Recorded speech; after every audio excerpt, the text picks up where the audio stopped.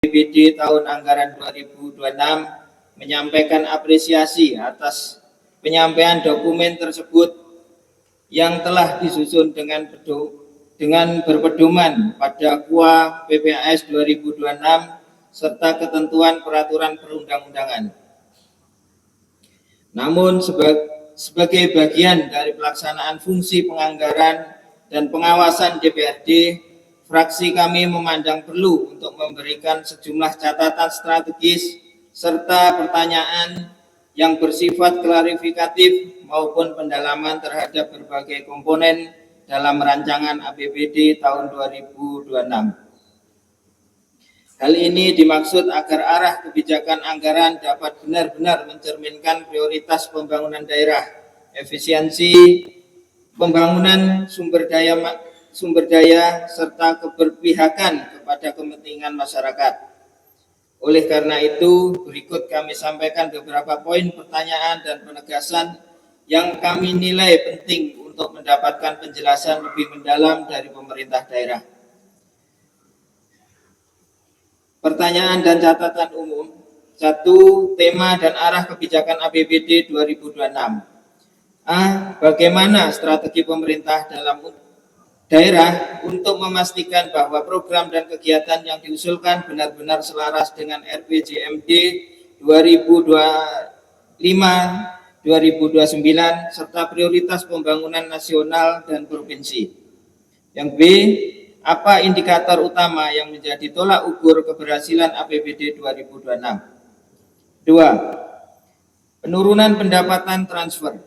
Dalam nota keuangan dijelaskan adanya penurunan pendapatan transfer hingga 77,4 miliar, termasuk dana insentif fiskal DBH turun sekitar 47 miliar, DAU turun sekitar 15,7 miliar. Pertanyaan kami, A. Apa langkah mitigasi yang disiapkan pemerintah kota untuk menjaga keberlangsungan program prioritas di tengah penurunan pendapatan tersebut? Yang B. Apakah terdapat upaya negosiasi atau klarifikasi kepada pemerintah pusat atau provinsi terkait penurunan pagu tersebut? Yang ketiga, kenaikan PAD dan strategi pencapaiannya. PAD 2026 diproyeksikan meningkat dari 250 miliar menjadi 260 miliar. Fraksi kami mempertanyakan, A. Sektor PAD apa yang menjadi tumpuan utama peningkatan tersebut? Yang B.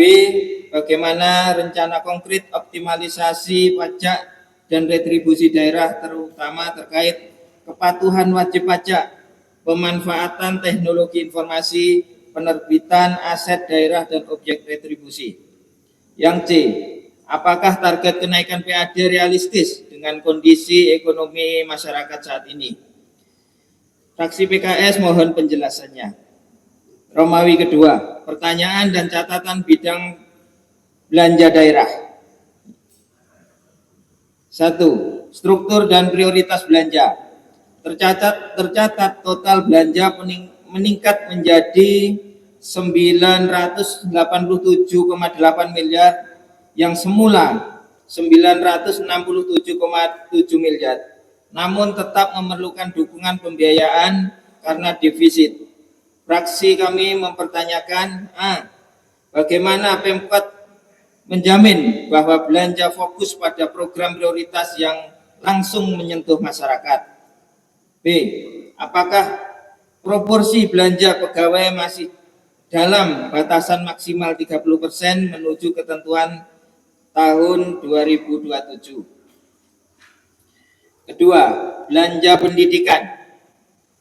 Belanja pendidikan mencapai 203,5 miliar, memenuhi ketentuan 20% nasional. Pertanyaan kami, A. Bagaimana strategi peningkatan kualitas dan pemerataan tenaga pendidik? Yang B. Bagaimana efektivitas digitalisasi sekolah dan meningkatkan sarana prasarananya? 3. Belanja kesehatan. Anggaran kesehatan gabungan Dinas Kesehatan RSUD mencapai 300,6 miliar. Pertanyaan kami, A. Bagaimana efektivitas program promotif dan preventif untuk pencegahan penyakit menular dan penyakit tidak menular? B. Apakah RSUD Kota sudah siap meningkatkan pelayanan rujukan dan inovasi layanan berbasis digital?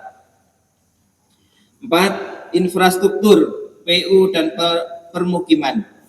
Total anggaran PU penataan ruang dan permukiman sebesar kurang lebih 45,7 miliar. Pertanyaan kami, A. Proyek prioritas apa yang diutamakan dalam penanganan drainase, banjir, dan peningkatan kualitas jalan? B. Bagaimana percepatan penanganan kawasan permukiman kumuh? 5. Bidang sosial, perlindungan anak, dan pemberdayaan perempuan. A. Bagaimana efektivitas program penanggulangan kemiskinan dan ketepatan sasaran bantuan sosial? Yang B. Upaya apa yang dilakukan untuk memperkuat layanan perlindungan anak dan perempuan? Yang 6. Penanggulangan bencana dan ketertiban umum dengan anggaran Satpol PP dan BPBD mencapai lebih dari 19 miliar. Apa inovasi Pemkot dalam menghadapi potensi bencana, kebakaran, dan gangguan ketertiban? Fraksi PKS mohon penjelasannya. Romawi 3, pembiayaan daerah. Dengan proyeksi Silva 56,2 miliar dan pembiayaan neto 49,2 miliar, fraksi menanyakan pertama, bagaimana proyeksi Silva dihitung secara realistis mengingat tahun anggaran 2025 belum berakhir. Yang kedua, apakah penyertaan modal 6,93 miliar sudah melalui studi kelayakan yang memadai? Fraksi PKS mohon penjelasannya.